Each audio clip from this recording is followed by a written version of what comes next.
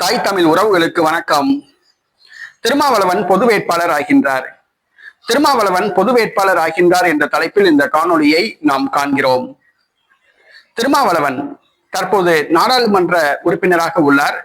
சிதம்பரம் தொகுதியிலிருந்து 3வது முறையாக தேர்வு செய்யப்பட்டுள்ளார். நடைபெற்று முடிந்த தமிழக சட்டப்பேரவை தேர்தலில் இவர் காட்டுமன்னார் கோயில் தொகுதியில் போட்டியிட விரும்பினார். ஆனால் திமுக கொடுத்த அழுத்தத்தின் காரணமாக போட்டியிலிருந்து விலகினார். காட்டுமன்னார் கோயில் தொகுதியில் போட்டியிட்டு சட்டசபை உறுப்பினர் ஆகலாம், திமுக பெரும்பான்மை இல்லாமல் ஆட்சி அமைக்கும் போது, கூட்டணி ஆட்சி அமையும் போது அமைச்சராகலாம் என கனவு கண்டார். ஆனால் திமுக கொடுத்த அழுத்தத்தின் காரணமாக போட்டியிலிருந்து விலகினார்.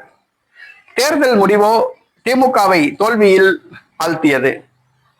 தவேக கூட்டணிக்கு தேர்தலுக்கு பிறகு திருமாவளவன் சென்றார். அவரது கட்சியை சார்ந்த வன்னியரசு தற்பொழுது அமைச்சராக உள்ளார். தற்பொழுது 7 தொகுதிகள் காலியாக உள்ளது. திருச்சி கிழக்கு தொகுதியில் திருமாவளவன் போட்டியிடலாம் என்று எதிர்பார்க்கப்பட்டது. திருச்சி கிழக்கு தொகுதியில் திருமாவளவன் போட்டியிடலாம் என்று எதிர்பார்க்கப்பட்டது. ஆனால் தமிழக வெற்றி கழகம் 7 தொகுதியிலும் போட்டியிட முடிவு செய்துள்ளது. திருச்சி கிழக்கு தொகுதியில் போட்டியிட்டு வெற்றி பெற்று திருமாவளவன் அமைச்சராகலாம் என்று கனவு காண்கிறார்.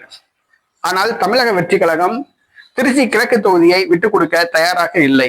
இந்த சூழ்நிலையில் திருச்சி கிழக்கு தொகுதியில் திருமாவளவன் பொது வேட்பாளராக நிறுத்தப்படலாம் என்று கூறப்படுகிறது. தவேக ஆட்சி அமைப்பதை தடுக்க திருமாவளவனை முதலமைச்சராக்க மு.க. ஸ்டாலின் முயற்சித்தார். அதிமுகவும் சம்மதித்தது. பின்பு ஏனோ அது மாறிவிட்டது.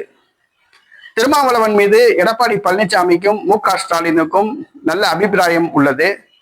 ஆகவே திருச்சி கிழக்கு தொகுதியில் திருமாவளவனை போட்டியிட வைத்து பொது வேட்பாளராக நிறுத்தலாம் என்று திமுகவும் அதிமுகவும் விரும்புவதாக கூறப்படுகிறது. திருமாவளவன் தற்பொழுது தமிழக வெற்றி கழக அரசை பொதுவெளியில் இருந்து விமர்சிக்கின்றார். அதே இது தமிழக சட்டசபைக்குள் வந்து தவேக அரசை விமர்சிக்க வேண்டும் என்று மு.க. ஸ்டாலின் விரும்புகிறார். ஆக திருமாவளவன் சட்டசபைக்கு செல்ல மு.க. ஸ்டாலின், எடப்பாடி பழனிசாமி விரும்புகின்றனர். திருமாவளவன் திருச்சி கிழக்கு தொகுதியில் பொது வேட்பாளராக நிறுத்தப்படலாம் என்று கூறப்படுகிறது.